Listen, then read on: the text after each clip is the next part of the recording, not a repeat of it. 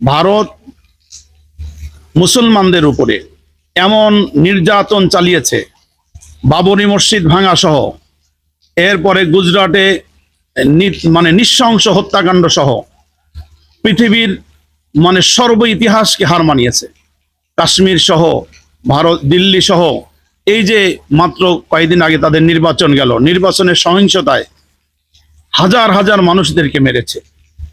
আপনারা জানেন যে একের পর এক জুলুম চালিয়েছে, অসংখ্য মুসলিমদেরকে হত্যা করেছে, নামাজ পর্যন্ত পড়তে দিচ্ছে না। মানুষ যখন জুলুম করে অবশ্যই সেই জালিম একটা না একটা পর্যায়ে এসে প্রশ্নের সম্মুখীন হয় এবং সেই জুলুমতন্ত্রের পতন হয়। আপনি জানেন যে এই ছাত্র আন্দোলন যেভাবে শুরু হয়েছে, ছাত্ররা আজকে নেমে এসেছে রাজপথে, সর্ব লেভেলের ছাত্ররা রাজপথে নেমে এসেছে।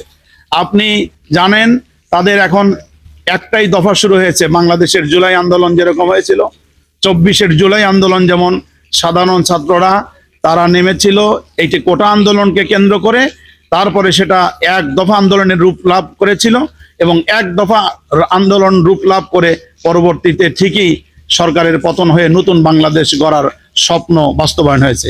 ঠিক একই কায়দায়, একই অবস্থায় যে ভারতের এই ছাত্রদের এই আন্দোলন আজকে আর ছাত্রদের আন্দোলন নয়।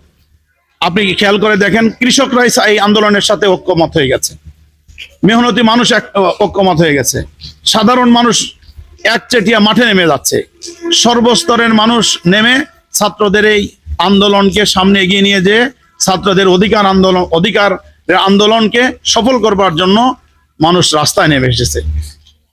আমি অত্যন্ত উদ্বেগ উৎকণ্ঠার সাথে লক্ষ্য করলাম গতদিনে যে নির্মম নৃশংসভাবে সেই ছাত্রদের উপরে, আন্দোলনকারীদের উপর গুলি চালিয়ে শত শত ছাত্রদেরকে, সাধারণ মানুষদেরকে হত্যা করলো। হত্যা করে কি কোনো আন্দোলন, যৌক্তিক আন্দোলনকে ঠেকানো যায়? হত্যা করে কোনোদিন যৌক্তিক আন্দোলনকে নিঃশেষ করা যায়?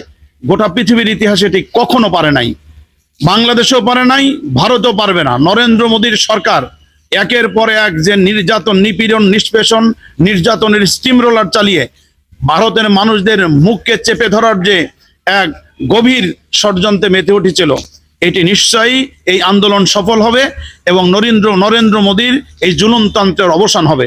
আপনি একটা কথা বলে আমার এই টপিকসে কথা শেষ করব।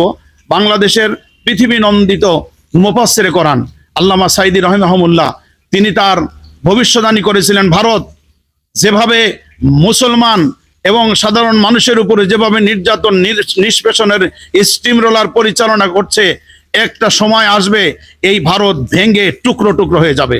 এই ভারত একচ্ছত্র আধিপত্য যেভাবে বিরাজ করছে, এমনকি বাংলাদেশকেও তাদের করায়ত্তে নেওয়ার জন্য বারবার করে ষড়যন্ত্র করেছে। সেই ষড়যন্ত্রের অংশ হিসেবেই বিগত ফ্যাসিস্ট সরকারকে, আওয়ামী লীগ সরকারকে 15 বছর তাদেরকে মদত দিয়েছে। গোটা পৃথিবী যখন একদিকে, ভারত তাদেরকে মদত দিয়ে তাদেরকে টিকিয়ে রাখবার চেষ্টা করেছিল, সর্বশেষ টিকিয়ে রাখতে পারে নাই। তাদের দেশেও এই যৌক্তিক আন্দোলনকে কোনো অবস্থাতেই তারা বাদ বানাতে পারবে না এবং এই আন্দোলনকারীরা বিজয়ী হবে। আমরা মনে করি নতুন বাংলাদেশ গড়ার ক্ষেত্রে, বিশ্বের মানচিত্রে উন্নত বাংলাদেশ গড়ার ক্ষেত্রে বাংলাদেশ যেমন জুলাই আন্দোলন বিপ্লব সফল হওয়ার মধ্যে দৌড়াচ্ছে, ঠিক ভারতও এই আন্দোলনের সফল হয়ে নরেন্দ্র মোদীর সরকার পতনের মাধ্যমে, জুলুমতন্ত্রের পতনের মাধ্যমে ভারতেও স্থিতিশীলতা ফিরে আসবে। আপনাকে ধন্যবাদ।